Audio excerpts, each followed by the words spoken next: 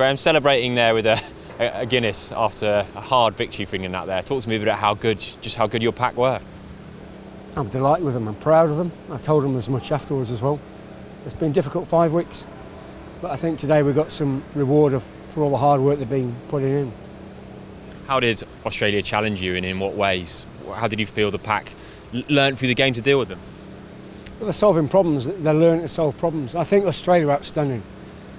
You give them the ball, I mean the way they challenge us defensively, you give them enough quick ball and they're scary.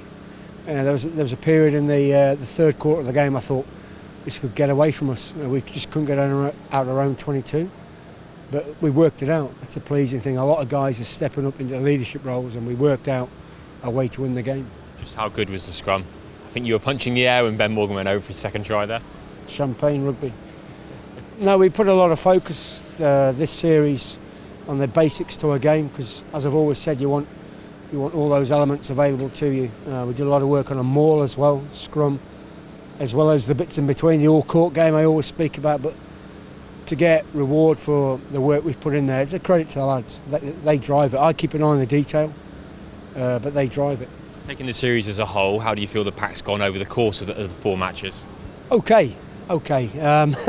Not perfect, but as I spoke about before, I set them high standards, but I'm really pleased how certain guys have stepped up. I mean, I've been pushing Courtney Lawes in a line-out leadership role, but he's been ably supported by Dave Atwood. I think he's been exceptional for us this series, Dave.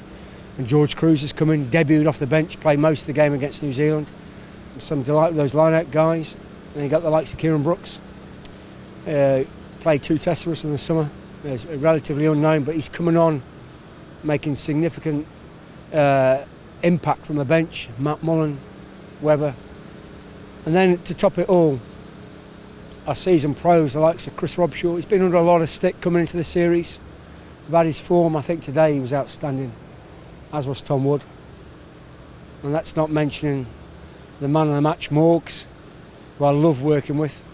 My overall summary would be, did well, proud of them, but there's still a lot more to come. Just how good is Chris Robshaw out there against one of the best 7s in the world? I think he had 5 turnovers in the first half. Don't tell him that. 5 turnovers, I think, even just in the first half alone. We've been pushing that side of his game, that defensive breakdown. You look around the world, the great 7s, you saw what New Zealand and South Africa did to us in terms of the ball pressure they put on us. We want Chris doing that, so we've been pushing that with him. And he's had all that going on, and he's still leading the team very well, and his engine, his all-round improvement. I mean, he's top in the tackle count, top in the ruck effectiveness most weeks. You know, I can't speak highly enough about him. He's a really positive leader within the group, not by what he says, but by his actions.